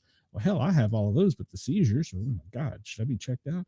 It's a small number, but it can be very severe that lead to encephalitis, or a brain infection. And basically, it's an infection and inflammation around the brain, and those poor people won't survive proportionately, he says. That's if it progresses to that stage. So if you start getting the symptoms, seek medical attention as quickly as you can. That's what they go on to say down here in the warning. And then they go on to talk about how what we just talked about, the warming weather, the floodwaters, perfect breeding ground, and there are apparently a large population of pigs that are also in the area. So that's going to become a pandemic in Australia. So heads up down under for that. Right now, they're just pushing that out in Wales, but I look for that to probably go the entire country. Australian strange form of dead fish washes ashore on 2 Australian beaches, and surfers fall sick. All right, well, let's detail this one real quick. I still got a little bit of time. A strange foam. I saw the strange foam actually on YouTube last night. A meteorologist was talking about it. Looked almost like snow, but it was foam. When it would hit a windshield, it looked like dish soap. It was the weirdest looking thing. Strange foam and dead fish wash ashore at 2 Australian beaches as surfers fall sick. An Australian state closed 2 beaches after dead fish and an unusual white foam washed ashore, while surfers began reporting feeling unwell, officials said on Tuesday. A micrological bloom created by unusual weather conditions was suspected to have sickened 2 humans and marine life, as well as creating the foam that has covered hundreds of meters of the coastline, according to the South Australian Environment Protection Authority. Officer Sam Gaylord. It's very concerning, according to them. It's unusual at this scale at this time of year. When the weather conditions allow, we do occasionally get isolated blooms, but something of this scale is definitely a bit unusual. They're closing Watapinga Beach and neighboring Parsons Beach, both of the South Australian state capital, Adelaide. And they are believed to close the public since Monday, and there's a high fish mortality in that area. Yeah, dozens of dead fish have washed ashore. Surfers have been complaining since the weekend of getting sore eyes, throats, and coughing after contact with the water. While we were out there, we just started coughing, stated one surfer with his comrades. He said he was overwhelmed by the response from other surfers after posting his experience online. Lots of people reached out. There's so many people that we have the exact same symptoms. Marine scientists took water samples from the foam, from which is a byproduct of a toxic organism decay on Monday, but it could take until the end of the week to identify the organism. So we'll need to follow that. It's a bloom of microalgae, microscopic single-celled organism, which could have caused by a recent extended period of hot and dry weather with little wind. And we talked about that in low tides. I didn't talk about the tides. The swell has picked up in the area since Sunday, and the turbulence could break up the algae while generating more foam. If you get a chance, go look at some of the videos of the foam coming ashore. It looks just like snow that we have here in the States. It's the craziest thing. Let's see. Double Island Point, they've issued a storm warning. We have 2 warnings up here. Extreme rainfall, and that's in the, what area is this? Cairns region and Central Australia. They've got a low risk to travel. I got to look up and see what that means. That one's new. It just popped up. We didn't have that before. Hazmat incident occurred yesterday, and this was in, where was this? Let me back out a little bit. Just south of Perth. What's this town's name? Allison? Collie, like the dog. Hazmat incident. A Collie heated swimming pool. Duh, should have read the article. Apparently, there was a hazmat incident involving chlorine. Pull that up real quick. Trying to keep Australian fans in the know on things that are going on and you might not get on mainstream media. A chlorine leak has been identified at a Collie heated swimming pool. The Department of Fire and the EMS says issued a general warning for gas leak in Collie near the intersection of Thorsell and Steer Street about 7 p.m. on Sunday. Chlorine gas is present in the area and firefighters are at the scene working to contain the leak. The gas is being blown in a westerly direction, potentially impacting residents in the southern area. And they go into naming the specific streets. Check your local emergency management if you're in that part of the world, because chlorine gas is heavier than oxygen and it will not rise. It will sit on the countryside and it will just loft its way across the country until it's dissipated naturally or goes out to sea. So definitely seek your emergency services in the area to find out what precautions need to be taken. That could be a serious incident. I think it's almost over, but I don't want to say because I'm not an expert down under. So check with local emergency managers. All right, we flip over here. And I'm going to refresh this real quick to the disaster alert. Whoa, it really refreshed, didn't it? You can find this at disasteralert.org. And we'll zoom into the area we're interested in, which primarily is the United States, but we will go down under and look and see. Most of them are wind warnings and snow warnings, like we talked about over in the plain or on the Pacific coast, going down into the plains, and the fires in Oklahoma. And of course, we have the floods post tornadic storms. And up in the east, we have the high winds with these storms going out to Nova Scotia, as we talked about. Doesn't appear to be anything new here. We'll jump, boy, it's a colorful map. We'll jump down to Australia and check and see if there's anything new. This is talking about the chlorine leak. This is talking about gusts of wind, high winds in Geraldton, Western Australia, and wildfires in Western Australia. And yeah, wildfires. This is all in Western Australia, the wildfires, and even severe weather up in Cairns, and wildfire down near St. George in Queensland. And wind advisory off of the coast of Melbourne. All right, so that is that. We didn't go into this one yesterday because, well, we were running out of time. Looks like we're going to be close today on time, so we'll just kind of hit the highlights here. We'll start with the most recent. Boston, there was an accident with entrapment, multiple injuries. Let's see, Rhode Island, it's the second alarm fire for a heavy fire in a basement of a 2.5-story wood frame dwelling. Just pull this right up like that. Bellingham, Mass, at Hartford Avenue and the South Bend ramp to I-495. One car motor vehicle rolled over a person in track, extrication in progress. Manorville, New York, 43 Village Circle, on scene of a one-story private dwelling. Plymouth, Mass, they have a working fire at 77 Industrial Park Road for a fire in a commercial building. These are all current events. And motor vehicle with entrapment in Abington, Maine, Wales Street and Adams.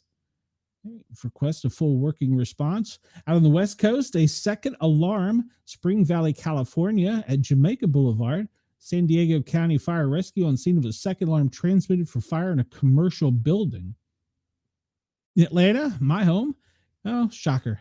House fire in a boarded up Bacon house on McDonough Boulevard. Also down in, nope, this isn't my Newton, Mass. They have a person on scene with a car versus pedestrian. And the victim, unfortunately, did not survive. They've requested the photo and crime scene reconnaissance team. Staten Island, Ocean Road, FDNY, on scene of a motor vehicle collision with a confirmed entrapment. And now they're saying the person has been extracted safely and on the way to the hospital. It does not say their condition. Hartford, Connecticut, on Sharon Street, a working fire in the attic of a 2.5-story wood frame dwelling. If you have any questions about what this is, just let me know. In Queens, there's a train incident, not accident. Apparently a pedestrian versus train. They've requested the power to be turned off. The person was trapped under the train. Unknown condition of the one needing aid. Well, train person, don't know. We're jumping back all the way to 0130 into New Island, Long Island, New York. That's up by you, Denise. There was an accident that required the jaws of life. And a barricaded subject in Staten Island with New York City requesting FDNY, NYPD, and EMS for a barricaded suspect. ESU. All right. I don't know if they got the person out. Connecticut. This is jumping into late last night. They had a shooting victim that was on 49 High Street. Unknown extent of injury or perp information. All right, we're getting back to where we probably are getting a little old news here. But you can find this at newenglandfirenews.net, and you can set up a account. And if you find something or hear something in your area, you can call it in and report it, and it will be put on here. That is that. And wind flow. Yeah, we didn't cover this with our wind today. This is our air quality. Much of the country, well, okay, not much. South Atlanta, South, and Alabama, lower Alabama is got moderate air conditions right now. Looks like up in Illinois, depending on what part you are in, Chris, there's parts up there that have some moderate conditions. But this is what I really wanted to zoom in on. Look at Oklahoma City. These are high winds, fire, and rain mixing with dust storms. This is horrible. They're telling people to stay inside, seek shelter. This is just northwest of Oklahoma City, and it's just a terrible air quality conditions in Oklahoma due to, you have the fire, so you have the smoke, so you have the dust from the dust storms, and then you have the mud from the rain. So it's just a hot mess right there in Oklahoma City. El Paso, you're almost as bad, but not as bad as Oklahoma City. I got to say, from the time I've been monitoring this, I don't think I've ever seen one as bad as this over Oklahoma City. So stay indoors and seek medical help if you start to feel a respiratory illness. We see out on Southern California coastline, almost San Diego, north, what would that be? Northwest, no, southwest. no, Northwest. The air quality down there is not very good from the pretty much San Diego area, laterally transverse. It's horrible conditions. Once again, that's due to the fires. Yes, and the tornadic season is firing up in Oklahoma. Not good news at all. Not good news at all. And we're going to probably get to talk about fire NATOs. That is a thing. That is a thing. And I would say that they're getting ready to have the absolute perfect conditions in Oklahoma for a fire NATO. And those are not good. All right, we'll jump into a little public safety news as we get out of here. We didn't cover this because it was while I was out, but in North Macedonia, dozens of people were killed in a nightclub blaze fire. And there's actually video of the fire starting. A band was performing, and this also occurred in the United States many years ago. I believe it's either Long Island or Rhode Island, but it was a popular rock band performing indoors, and they used pyrotechnics. The club was in a basement, and the pyrotechnics caught the backstage curtains on fire, went up and caught the sound foam on fire and went into the void of the ceiling that had all the air in the foam, and it was just sucked all the way to the front of the building. Yeah, Great White, you're correct, Chris, you're correct. And there were over 100 people killed in that. So that's similar here. The flags in North Macedonia have been lowered to half-mast, and hundreds of people are turning out for memorial because the nation had 59 people killed in a nightclub blaze over the weekend. Fire broke out early Sunday morning at a hip-hop concert in Club Pulse, which is an eastern town of Kosani, caused the worst fire loss in the country since 1993 when a two deadly plane crash collided. Most of the killed were teens and young adults, unfortunately. The fire triggered a widening criminal investigation with 20 people called in for questioning, including a former minister. Arrests are likely imminent, said the Interior Minister. The mayor of, I can't pronounce the count, on Monday announced his resignation, over the tragedy as he urged the circumstances to be thoroughly probed. These children were our children. I knew most of them. I knew their families, and some were family and friends. The shock and brokenness I will feel and the loss my entire life. He resigned. People flocked to memorials around North Macedonia, a country of $1.8 million, to pay respect to those killed and to vent anger. I think this is not an accident, but literally direct murder due to all the breaches that are being done in the state, said one 19-year-old psychology student. Hundreds have turned out at a service in the university under frigid rain conditions. We cannot be silent all the time, no matter how afraid we are, she said, as students come to stand in silence and lay flowers and light candles at a makeshift shrine. And the town has 30,000 residents. Dozens waited in line to sign a book of condolences. Later, Monday night, a small group of protesters demonstrated outside a cafe owned by the same proprietor of Club Pulse, with some vandalizing the property. Do not encourage that. Overcapacity was part of the problem. The fire spread rapidly, and the young fans did not realize what was going on in Club Pulse. You can see the fire was started by fireworks on stage, igniting the ceiling of the nightclub, according to the Interior Prime Minister. So there were 500 people inside at the time, well over capacity, which there was only 250 was the capacity currently. One of the D&K singers, Andre, I'm not going to try, was killed, and the other, Vladimir, was injured, while a guitarist, a drummer, and backup singer also died. On Sunday, the head of the hospital said that many of the dead suffered injuries from stampede, that's the same thing that occurred in the States, that occurred in a panic while trying to exit. Authorities said 162 are hurt, with 45 suffering very serious injuries, many of whom were taken to hospitals in Bulgaria, Greece, and Turkey for specialty treatment. We're going to talk about that in a second.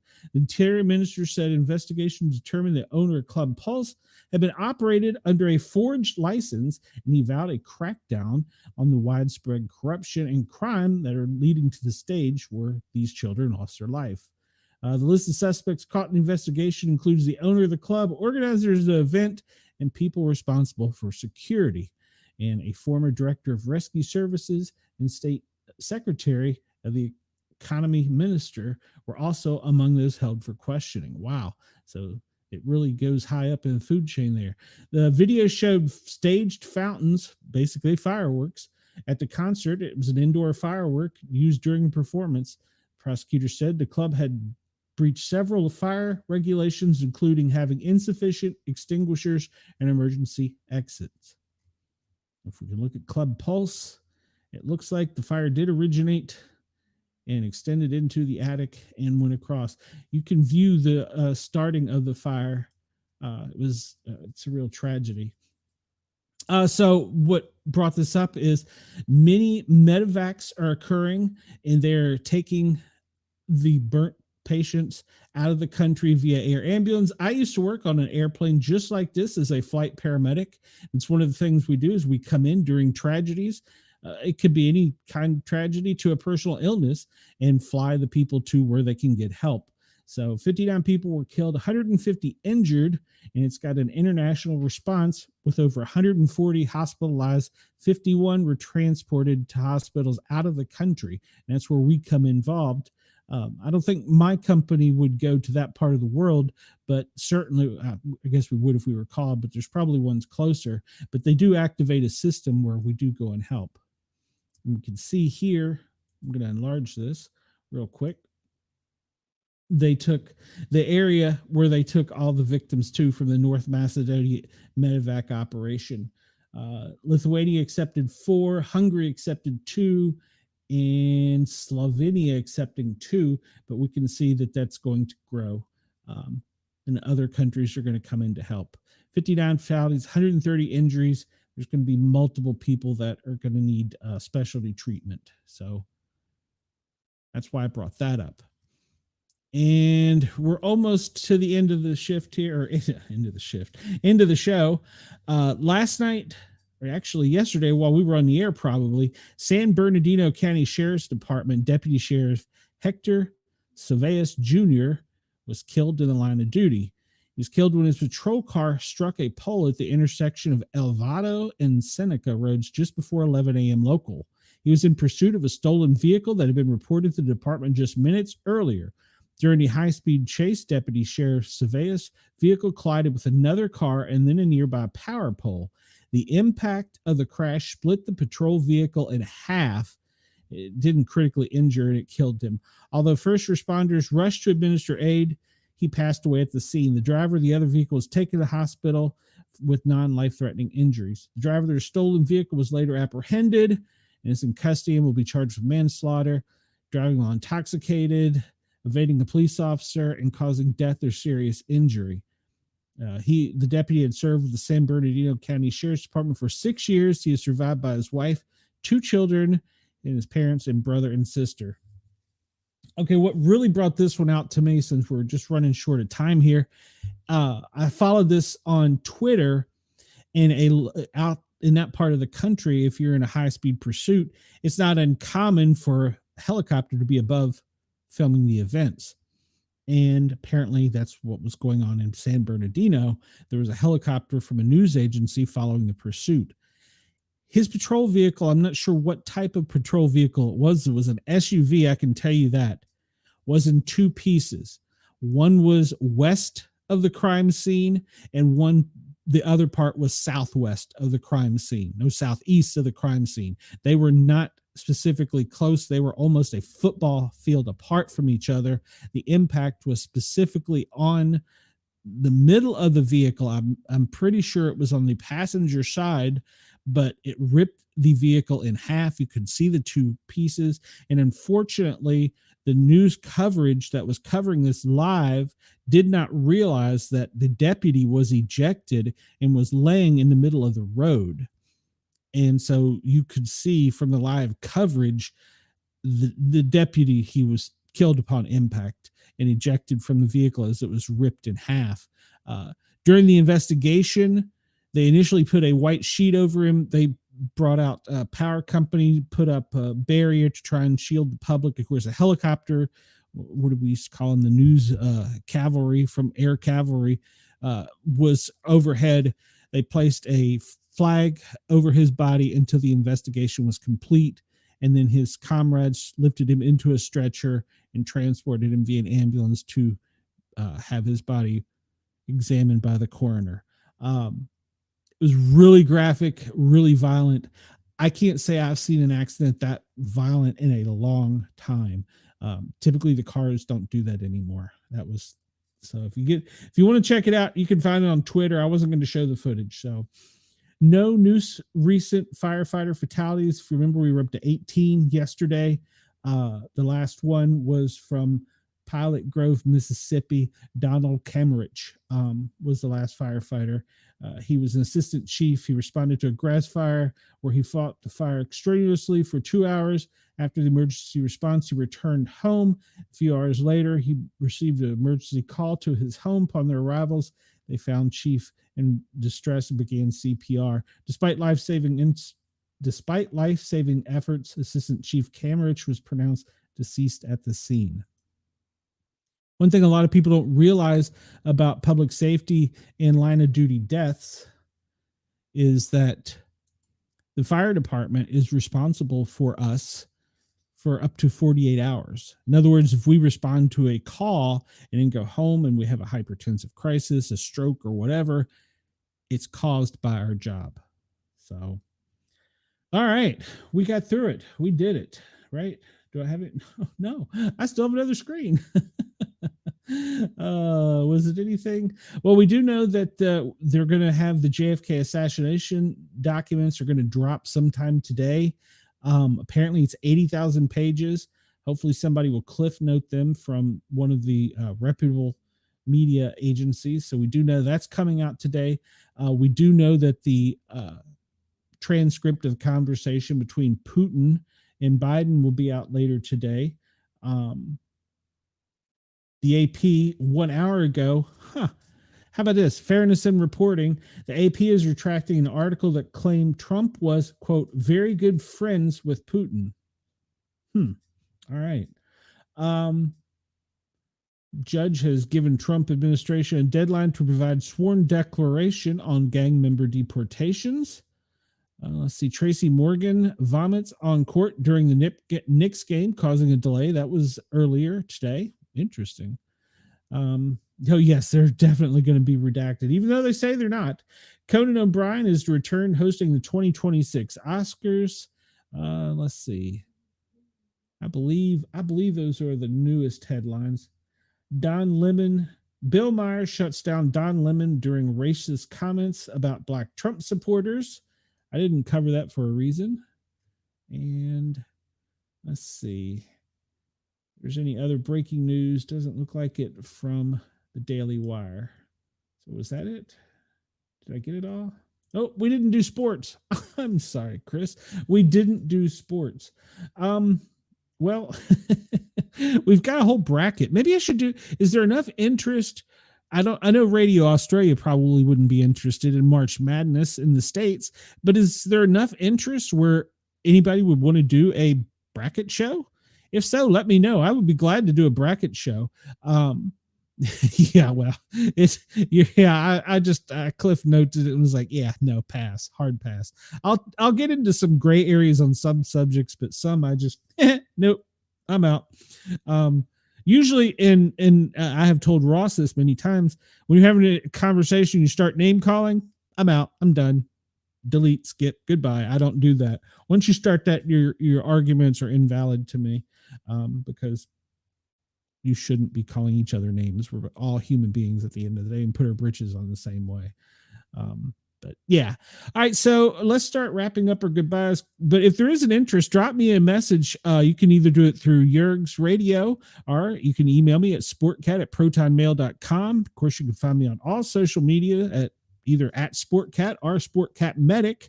And if there's enough interest, I'd be willing to do a bracket show. Just join the chat. We all get in and we pick our brackets and, have a little fun with it. If there's enough interest, because I believe the games start tomorrow night. Is it tomorrow night or Thursday? They're starting soon, so I'd like to get the brackets out there. Of course, everybody knows who I'm going to pick. Tennessee, duh. Both men's and women. Although Auburn's going to be hard to get by, and Duke. Ooh, they're going to sneak in there too. So we got to keep an eye on them. And of course, I'm going to give Amanda hell because, well, Kentucky. So there is that. And there was a story about West Virginia governors filing a lawsuit against the NCAA because West Virginia was left out of the tournament. So I didn't run with that story either. Maybe we can cover that one too. But yeah, if there's enough interest, I would do it. I know it wouldn't be for Cheyenne, but all right. So at any rate, I'm wrapping up. I want to thank Ross at Yerg's Radio and Rainbow Radio for allowing me on. I know our voices don't always unite on things. Wendell, he is not a sports fan, so Wendell is out on sports. I do need to add a paranormal section of this show, Wendell, so help me out. I saw you were going to have a show with an Australian Yowie hunter. Maybe you can send her my way. I'd be interested in that. But yes, thanks to everybody at Yerg's Radio and Rainbow Radio. Ross, I appreciate your time and effort you put into helping me get out there. Of course, we can't say anything without saying Radio X, thank you for everything you are doing. I appreciate your support. Everybody down under, please come over to find us on the Para Are Normal Guys with a Z, 3 words, Para Are Normal Guys with a Z. And I need you to follow, share, subscribe, and like. I really appreciate the input I've got. If you want to shoot me a message, you've got a voicemail, you can go to speakpipe.com/Sportcat. Send me a voicemail. I'm also on Thin Line Rock Station Tuesdays and Thursdays, noon till 1400 Eastern Standard Time. I'm spinning some rock and roll. If you want to get a song out there, shoot me a message. I'll be glad to do it. Everybody else, I appreciate it. Thank you to Ross. Thank you to Rainbow Radio, and Radio X. Everybody have a great day. Good afternoon, good day. Hold on, I got a sound effect for that. I don't even have to say that anymore. Good afternoon, good day. In case I don't see you. Good afternoon, good evening, and good night.